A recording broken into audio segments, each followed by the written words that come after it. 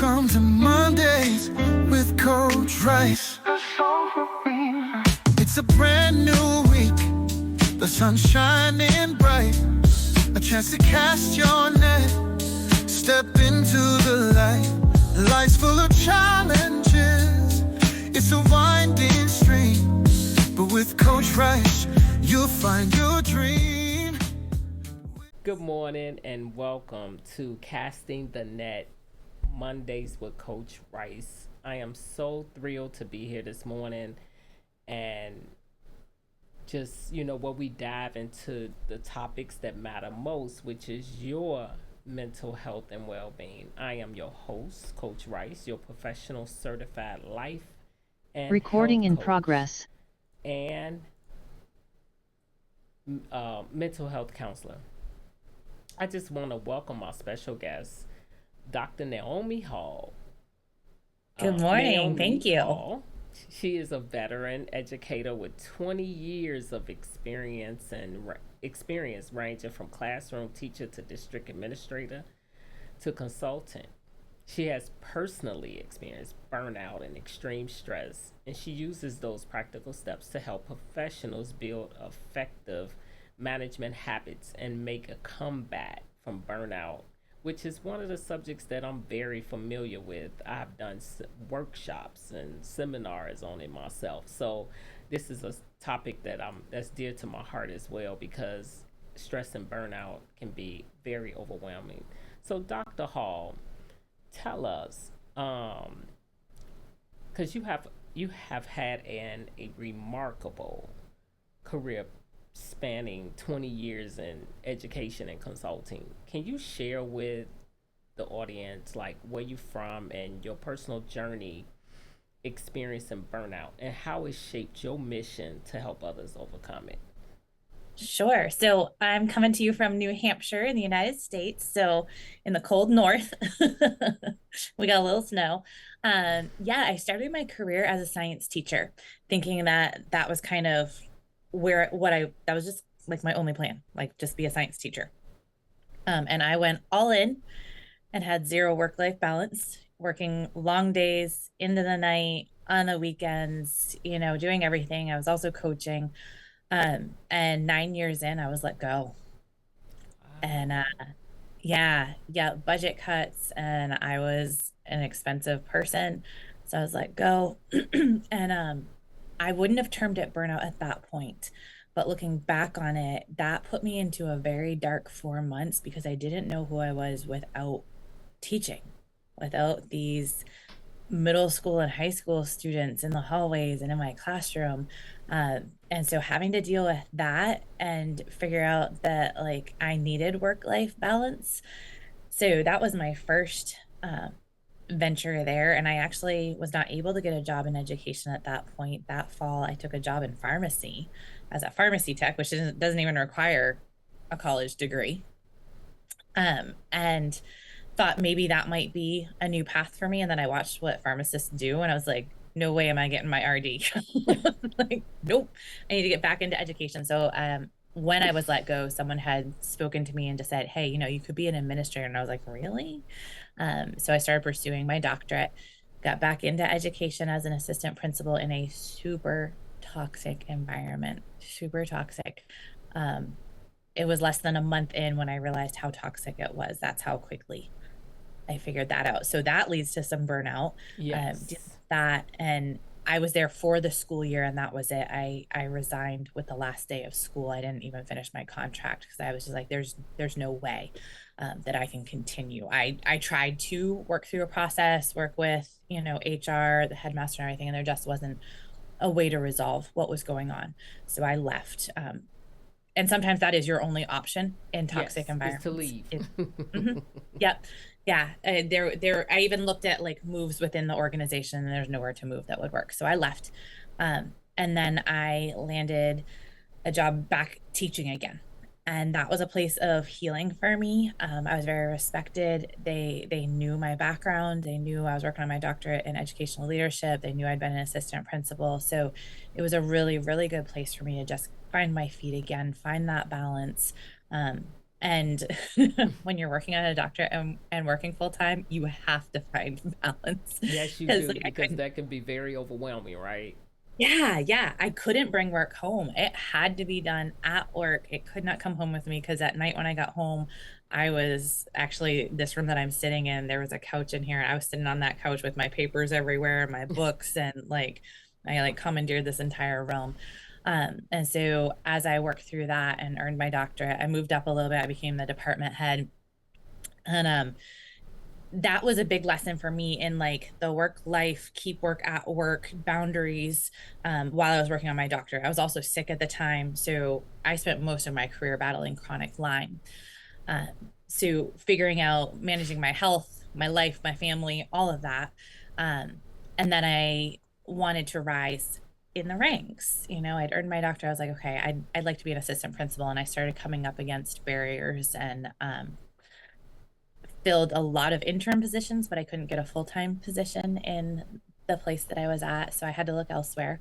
Okay. Um, and as I looked elsewhere, this environment I was in started to turn very, very toxic. So much so that in the fall of 2021, I walked into my principal's office and I had a good relationship with him. He wasn't the toxic part. I closed the door and I said, just to be clear, I don't want to be here. And he looked at me and goes, neither do I. I was like, okay, glad we got that cleared. And I was like, I'll do my job. He's like, I know you will. I'm like, all right. And on my merry way. But I did get hired in a different district as a curriculum coordinator, which wasn't necessarily what I was looking for, but it was closer to home and it was out of that environment. So learning to figure out what changes I needed to do to deal with toxic environments. And again, it was to leave.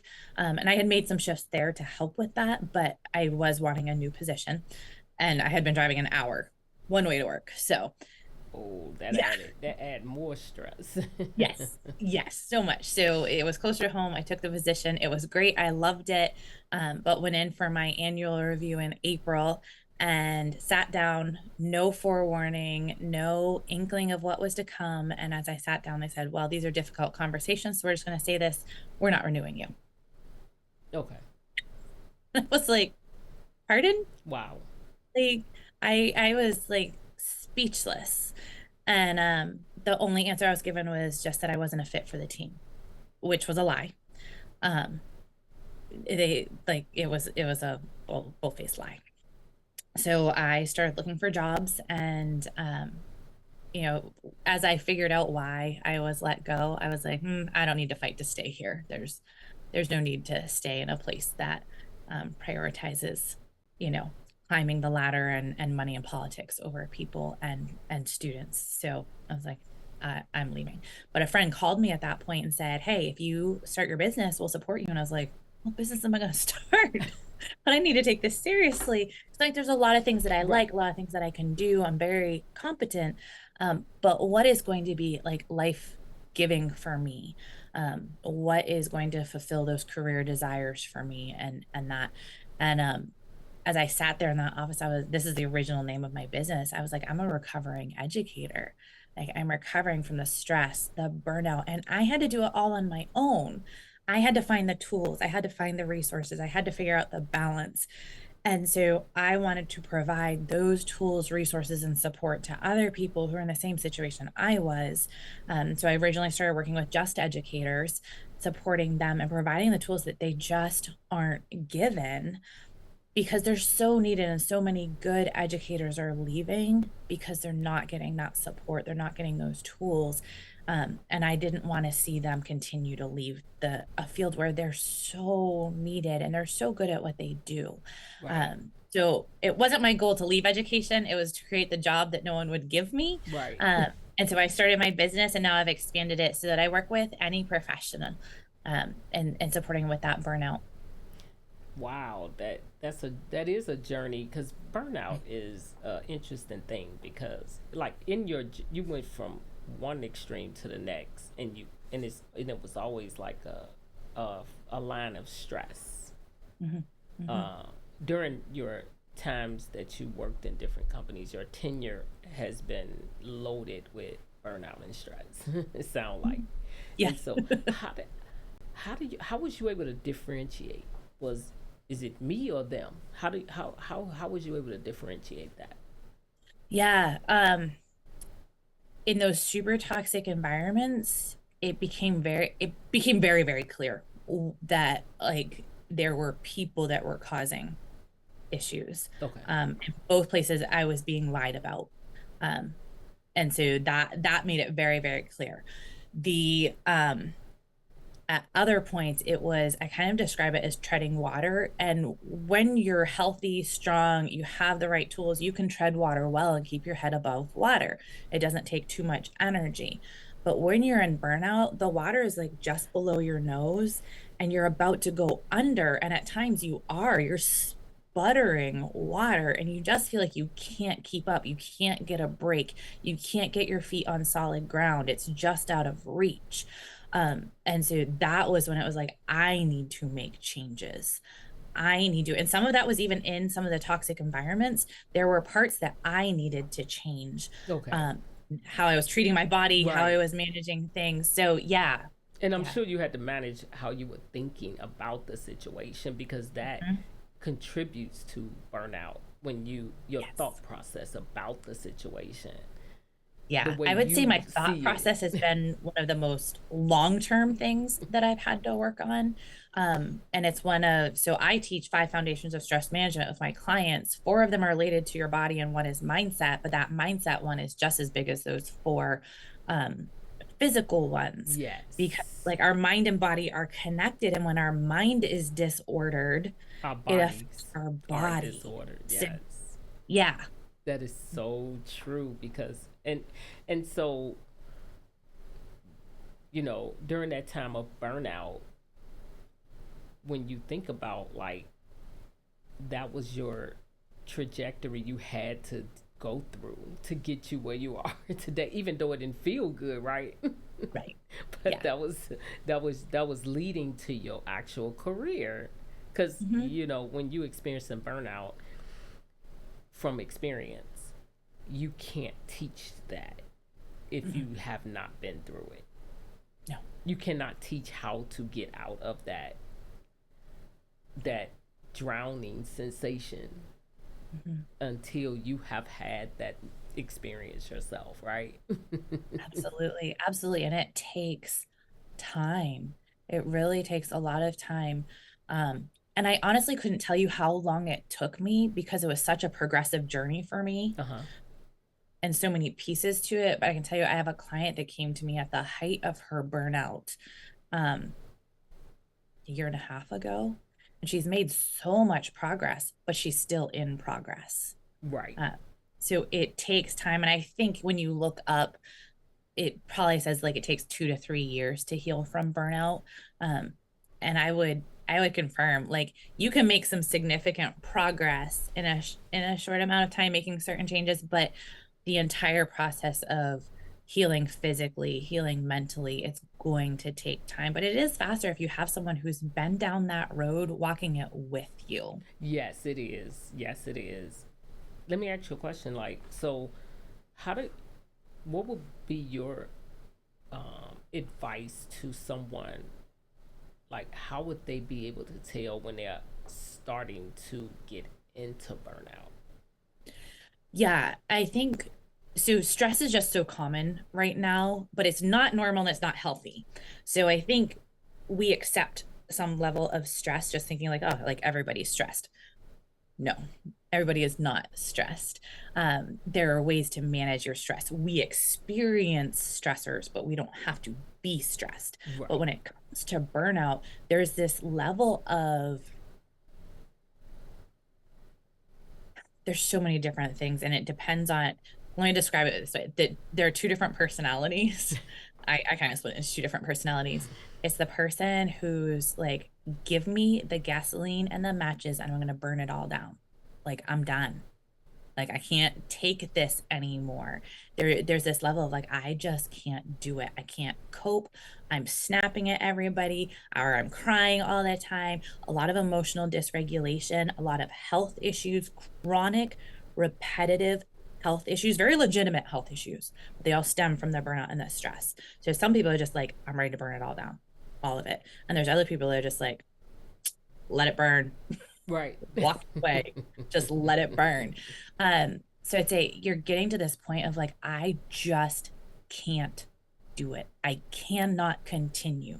And you're starting to withdraw from your support systems because you just don't have the capacity for anything. That's Um, true. That's so true. yeah, yeah. And just this absolute struggle emotionally to keep yourself regulated because your system is so dysregulated. So your emotions are kind of all over the place, like snapping at people, very irritable, maybe very angry, hopeless, overwhelmed, just feel like you can't cope. I think that's a big piece of it is the like, you're like, I'm a highly capable person, highly educated. Like, I do all these things, but I can't cope. I can't keep up. I think those are some really important indicators to watch for, and those health ones. Um, it affects our health so much, and stress is one of the things that lands. It's one of the main things that lands people in the hospital. Yes. And heart issues, gastric issues, unexplained health issues, anxiety, panic attacks, things like that, where you're like, I don't understand what's going on. The doctors have no answers for me. That definitely can be stress and burnout, these unexplained health issues. Yeah, yeah, that is so true. You explained when I experienced burnout at one time in my career, I could not believe how the effects it had on me. But I was able to understand the beginning steps, like, but I hit a place where it paralyzed me literally, Mhm. mentally. I couldn't focus. I had brain fog that I've never had in my life. You can't perform at your best when you under that type of stress and burnout because it stops your level of creativity. Mhm. It does for sure. And I know multiple people who have had to literally quit their jobs That's what I did. I quit. completely. Yeah, and they were like bedridden for an extended period of time because of the burnout.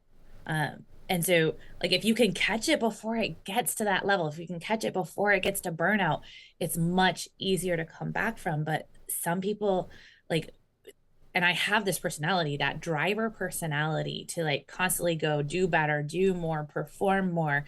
And I've been able to rein that in a bit because when you leave that uncontrolled, you will burn yourself out and literally like you will not be able to perform, you will not be able to do your job. Like you said, brain fog, this inability to think, to be creative, which is really necessary in almost every job.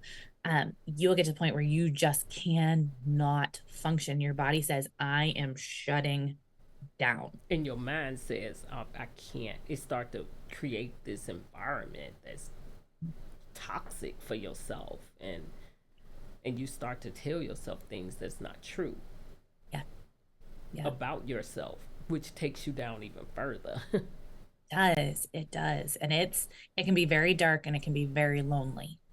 Yes, that was a very lonely period, but it taught me that nothing is that detrimental to the point that I can't remove myself from it. Mhm. That I do have a way out. Yeah. Yeah. And I remind people, I'm like, you are replaceable. Yes. And like the only place you are not replaceable is in your family. Yes. But in your career, you are replaceable. So like don't don't put yourself to the point where like you eliminate yourself. Like your job is not that important. So somebody is at the beginning stages of burnout in their career. Mhm. What advice would you give them to start taking action? Reach out for help. Reach out for help, which can be really hard for those of us who reach the point of burnout because we're very independent, very strong, Yes. very capable. Like I can do it on my own kind of people. But the best thing you can do is reach out for help. And I don't care where you go for help. Yes, I coach and I do one-on-one work. I'd love to work with you, but I really don't care who you go to. I want you to reach out for help, whether it's just saying to a friend, I need help, getting a counselor or a therapist. Um, going to, some sort of coach that deals in stress and burnout, but go somewhere for help. That's your first step, because you need that support. You need someone who knows what you're going through, what you're struggling with, and will walk that journey with you. And the first step might just be a friend, just saying, I'm struggling. I think Yes. I'm dealing with burnout and I don't know what to do. So we all need to have those like 911 friends that we can call on when life is like burning down around us. I do the same thing. I definitely agree with you. Get the help you need, because I promise you, suffering in silence is not the thing to do. And when you see yourself in that area of burnout, it can be burnout not just in career, it can be in your home life. Absolutely. Because you're taking on all the task that, Yeah. and so you have to find out, am I trying to take too much control over the environment to the point that I'm not, you know, sharing the task in the home. You have to be careful with that too, because you can get burnout in your home Absolutely. life as well. So be careful with that. Yeah. And like I say that I work with professionals, but like professionals aren't the only ones that burn out. Like I think stay-at-home moms Yes. definitely can experience burnout, because like you said, you can still have that same driver personality of I Yes. can do it all, and you're doing it all in your home, but you need help. You You need need to help. rely on other people. We are not meant to go through this life alone. No, you're not. No, you're We not. need people in our We lives. need each other. Yeah, yeah, and when we try to do it all on our own, that's when we head ourselves towards burnout. So no matter what you're doing, you can head toward burnout. You need other people in your lives. We need to rely on each other, and we Yes. need to have the people that we can open up to honestly about those things. That is so true. I definitely would say that. But I thank you so much. This is a good conversation to have, especially when it comes to burnout, and especially when it comes to career, because some people connect their identity Mhm. to their career, and that's when it burnout becomes extremely dangerous. Yeah. Yep, and that's where I started. That's where I And I started. remember you mentioning that, and when you make it your identity, what happens when it falls? Yeah, you've got to tie your identity to something unchanging that cannot be Yes. taken away from you. For me, it's in my faith. And Hmm. I knew that, but I made a mistake. Like I did things wrong. So you get to learn from my mistakes. I found my identity in my faith, that I am a daughter of God, and that never ever changes. Nobody can take that away from me. Nobody. Nobody. That's what I do. I find my identity in the Lord. It's not in the fact that I'm a coach. It's not in the fact of what I do outside of my outside of coaching. It's not in me being a mom, or it's not No. me being a wife. It's truly I am a child of the King. He Yes. owns Amen. everything. Yeah. And Yep. that's where my identity lies, because you're right, it's unchanging. Hmm. And when we put our identity in something else, that becomes an idol and a problem. It does. And so it causes our bodies to react to something that's outside of what we purpose to do. Hmm. It does. It Yeah, does. Yeah. so that's what I love about it. If you had, what advice or what tidbit of wisdom would you want to leave the audience when it comes to stress and burnout? I would say the number one thing that you can do to help yourself with stress, burnout, and life in general is get enough sleep. Ooh. That is like the number one thing that you can do that will benefit your mental health. It will benefit your physical health, is get enough sleep. And my tip on that, my little hack, because people are like, "Ah, I do fine on, I'm like, no, you're not doing fine. Like you're surviving, you're not thriving. But I know that it can really be a struggle to get more sleep. So I tell people, look at the clock. What time did you go to bed last night? Let's say it was midnight. Like, all right, can you go to bed 2 minutes earlier tonight? Feel like, well, yeah, like that's super easy. So we're working with your brain, where your brain's going, okay, I can do this. Yeah. So you do that for 1 week, and then the next week you bump it back another 2 minutes. The next week you bump it back another 2 minutes. And before you know it, you've gained an extra half hour of sleep, and you're going to start to notice a difference in your energy levels, your mental clarity. You may even start to notice some weight changes because sleep is so vital to your overall health and well-being. So Yes, my it number one is. thing would be Sleep, get yes, it is, because if you don't get enough sleep, you will feel it, and it number one, it signals your body that you're hungry and you're really not. It yeah, it also affects those hunger it also hormones. make you irritable, Mhm. and that causes brain fog Yep. as It well. affects your cortisol. Yes, it just throws your whole body off. And Yeah. in the program that I coach, we usually say the proper way to sleep is to know how much sleep to get, is to, like, what time do you have to be up in the morning to get going, what time which is 8 hours backwards is what time you Yep. need to go to bed Yep. so you can get your sleep. I know I'm terrible with sleep sometimes, and working on it this year because it's important. I realized that it did hinder a lot of areas in my life, but now what I do is I just go and you know I got to turn off the TV. Mhm. I have to turn off the tablets. Yep. No phones. Turn on Yep. some I actually have an alarm on relaxation my music. phone. If I turn on relaxation music, that Mhm. puts me to sleep. Hearing that puts me to sleep. And then when I Yep. wake up, I turn a little bit of relaxation music on as I meditate, because I wake up very energized.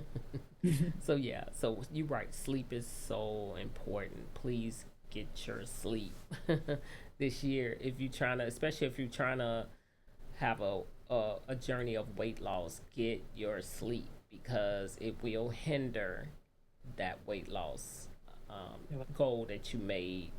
Get your sleep, because it will hinder your um, level of success, because you don't want to show up when you're exhausted, and it definitely affects your mental stability. So, Yes. Dr. Hall, thank you so much for coming on today and sharing your wisdom. And I'm sure a lot of corporations utilize you when it comes to speaking to employees about burnout, because that's what happens in the corporate world. and Does. Yeah. Yeah. and so Thank you I'm so sure. much. This has been great. Yeah, I'm sure that they do. And thank you so much for your time. I just want to say to my audience, if you know someone who is experiencing burnout, please share this video with them. This will be definitely something that will be useful. We want to share things that will be helpful to each other, because we need each other. And so I just want to say thank you so much for listening, and thank you for just supporting me in this journey that I'm on with bringing people, casting the net, bringing on people with so much wisdom. And I just want to say happy Monday to you. Take care of your health, take care of your mental health and well-being, because you are worth it. We are signing off. We'll heal every heart, so join us now. Let's make life suffice. Welcome to Mondays with Coach Rice.